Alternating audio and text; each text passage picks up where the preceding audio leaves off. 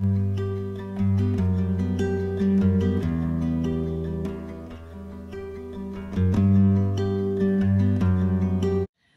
je suis Frédérique Tronçon, je suis en compagnie de Bernard Chomeil, qui est thérapeute sur Paris, qui est énergéticien, auteur de plusieurs ouvrages et puis fondateur de l'Institut Bernard Chomeil et également donc créateur d'une approche qui s'appelle la thérapie archétypale. C'est bien ça? Oui, c'est ça.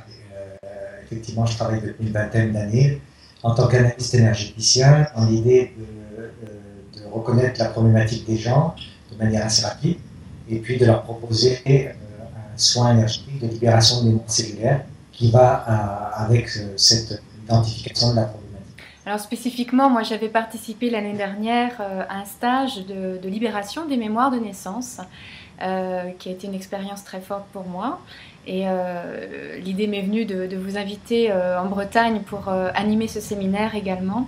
Est-ce que vous pouvez nous expliquer ce que sont les mémoires de naissance? Oui. Alors déjà là, on fonctionne sur un archétype particulier qui est une expérience humaine que tout individu va ressentir dans sa vie, qui est sa naissance, mais on y attache pas simplement la mémoire de la naissance, c'est-à-dire comment a été faite votre naissance, si vous avez été désiré, bien accueilli, les circonstances de la naissance, les traumatismes, mais également on va y associer la symbolique de la naissance, c'est-à-dire toute façon de naître à quelque chose. Et donc dans ce séminaire qui s'appelle Libération des mémoires embryonnaires vitales et dont le titre est de naître à être, en fait on vise deux objectifs. Le premier, c'est de déprogrammer une information sur la naissance qui n'est pas juste, qui est aliénante, qui est handicapante et qui est liée à notre histoire parfois mal comprise, donc avec des malentendus, des blessures, des émotions. Exemple, je n'ai pas été désiré. Et puis le deuxième volet de ce séminaire, c'est de restaurer une empreinte, une mémoire originelle de la naissance qui, à mon sens, en fonction de ce que j'ai pu voir dans les thérapies, je travaille beaucoup sur les enfants, vient de quelque chose de très magnifique, de lumineux, d'une vraie ressource. La naissance est une vraie ressource et vient, à mon sens, d'un désir personnel d'exister, le désir de l'âme.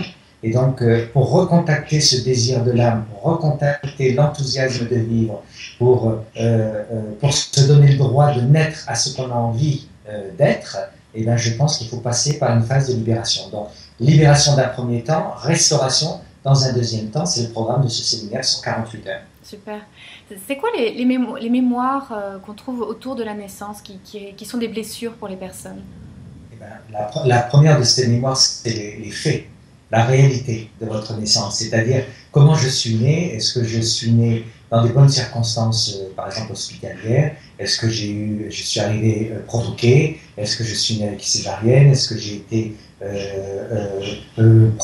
forcé avec des forceps. Donc, il faut avoir une empreinte qui est purement physique et qui vient des circonstances, de la réalité actuelle. Par exemple, il peut y avoir aussi des empreintes émotionnelles. Par exemple, je n'ai pas été désiré. On m'a mal accueilli. J'ai dû aller en couveuse tout de suite après pour être réanimé, et donc j'ai été coupé de mes parents et de ma maman, et donc du coup j'ai été plongé dans un espèce de sentiment d'abandon, du fait que j'étais démuni, que je me sentais impuissant, que j'étais dans une fragilité, et que j'avais vraiment besoin de contact, et que j'en ai été privé. Et du coup j'ai eu un malentendu qui s'est installé. Je me suis mis dans le sentiment d'abandon. Si ce sentiment d'abandon a été accentué dans mes expériences de vie par la suite. Par exemple, j'ai pu être abandonné, pour de vrai. J'ai pu être gardé par des gens, certes gentils, mais qui n'étaient pas mes parents. J'ai pu aller à la crèche ou à l'école et mal le vivre les premières fois, dans un sentiment de perte de territoire, dans un sentiment de perte de mon entourage, perte de sécurité. Alors j'accentue cette blessure d'abandon. Et à un moment donné, c'est ma blessure principale, et donc je vais devoir la soigner d'une manière ou d'une autre. Donc du coup, on peut avoir des empreintes comme ça, au niveau de la naissance, qui viennent des faits, qui viennent des émotions, qui viennent du comportement des gens qui nous accueillent, aussi bien notre famille, nos parents, l'entourage, mais aussi le corps médical, et qui provoquent des empreintes qui vont s'installer dans mes corps, donc les corps subtils, le corps émotionnel notamment, mais aussi, bien évidemment, chaque fois dans mon corps physique. Comment ça se répercute après dans nos vies d'adultes, ces empreintes déjà par un désir inconscient de réparer le problème, mais ça reste inconscient. Quelquefois, on ne sait même pas qu'on a envie de soigner une blessure de sentiment d'abandon, par exemple.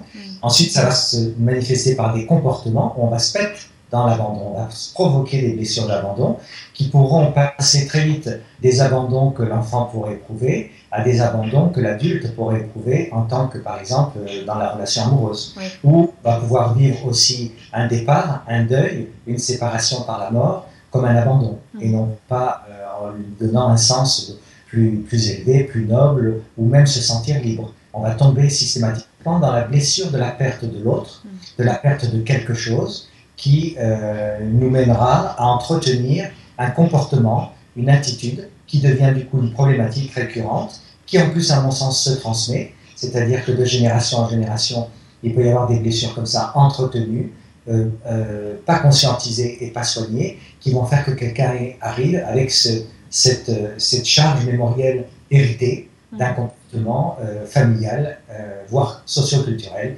Et donc à chaque fois que quelqu'un se donne le droit de se libérer de quelque chose qui l'incombe, en fait, il se libère lui-même, il se fait du bien, mais s'il a envie de considérer les choses sur un autre plan, il peut aller dans la dimension humaniste et sentir que s'il se défait de quelque chose, il fait du bien aux autres, et il fait du bien à sa famille, qui peut-être a tenu le schéma, mais aussi à son collectif, qui peut-être vit là-dedans depuis toujours. Je parle de racisme, je parle de tout ce qui est discriminatoire.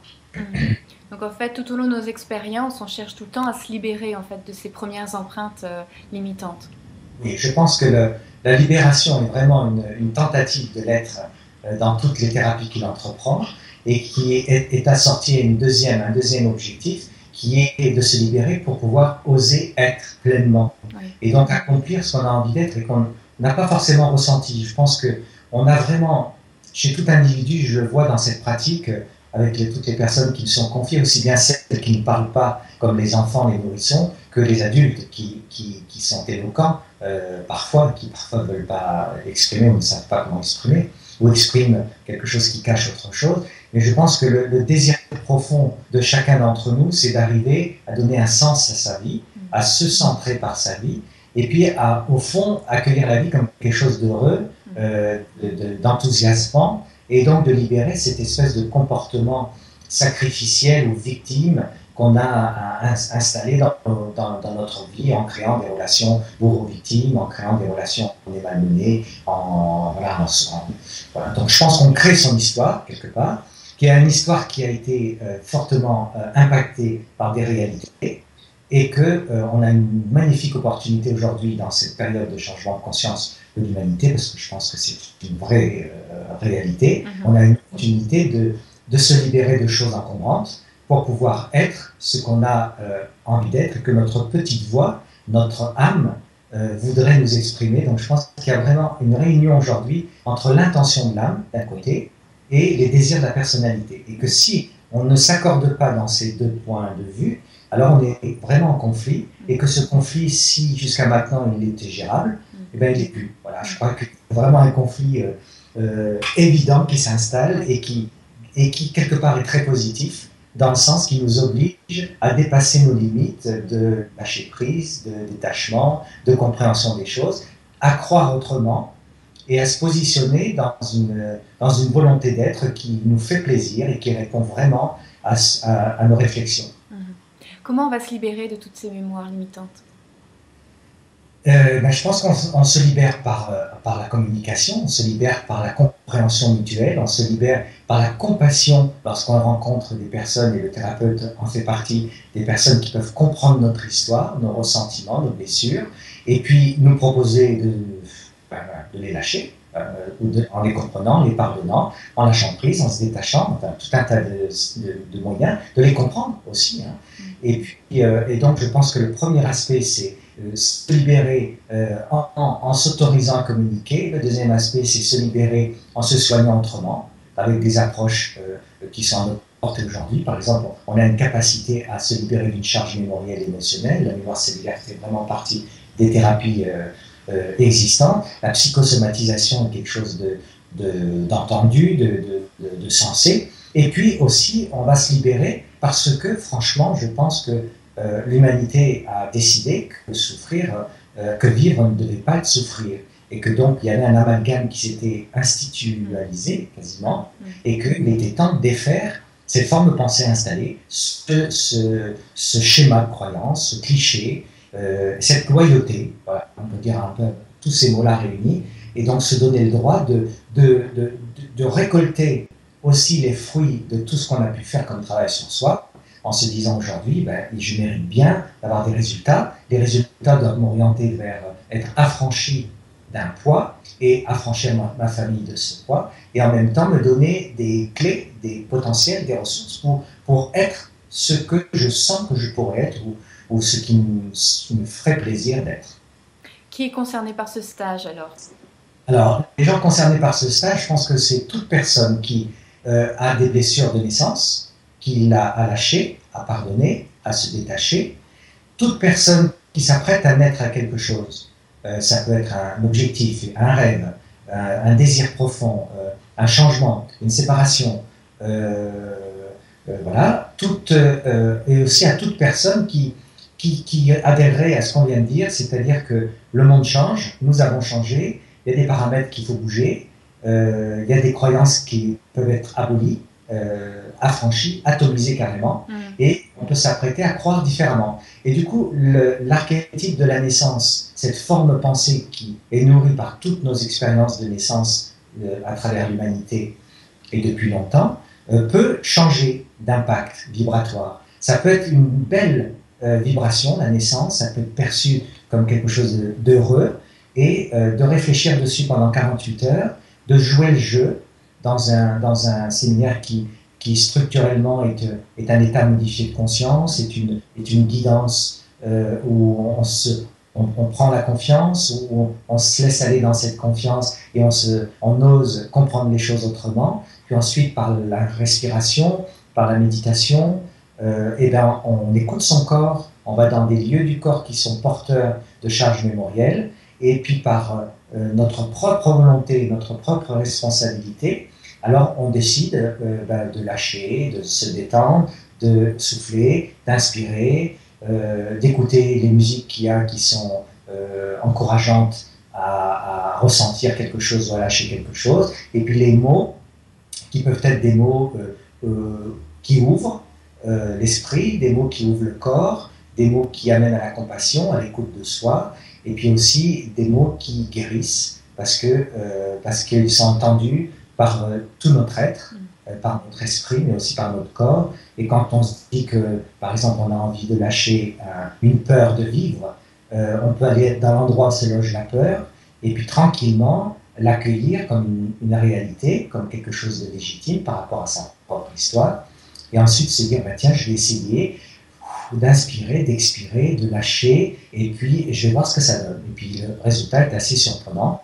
Moi, je pense qu'en tout cas, dans le travail que j'ai pu faire sur ces ressources à mettre à disposition des gens, enfin comprendre qu'ils les aient à disposition, je pense que ce travail sur la libération des mémoires cellulaires est un des petits bijoux que je peux faire aujourd'hui, sans doute parce que ça m'a concerné directement, mais aussi parce que je travaille beaucoup sur les enfants, les nouveau-nés, et que je me rends compte qu'ils sont malheureusement bien atteints par des mécanismes de naissance ou des comportements, des émotions qui dénaturent leur ambition de vivre et leur capacité à donner, à aimer, et que il y a des résultats qui sont magnifiques sur la famille, sur les enfants qui vont beaucoup mieux. Alors je me dis que nous, les grands-enfants, les adultes, on a besoin de s'autoriser à soigner ça chez nous, à libérer ça chez nous, ne serait-ce que pour aider ensuite en tant que thérapeute les autres. Donc ça s'adresse à toute personne qui voudrait se donner le droit de vivre autrement, qui voudrait lâcher des empreintes de naissance, qui voudrait s'apprêter à naître à quelque chose, mais de manière libre et responsable. Et puis ça s'adresse aussi aux personnes, pourquoi pas, qui étaient dans la maladie et qui travaillent et qui voudraient mourir quelque part à la maladie pour naître autrement et cette maladie. Super, donc rendez-vous au mois de décembre à Nantes. Avec grand plaisir. Oui, je suis très heureuse de vous accueillir. Merci beaucoup, moi aussi, je suis content de venir chez vous. Au revoir Bernard, merci beaucoup. Portez-vous bien. Au revoir. Merci.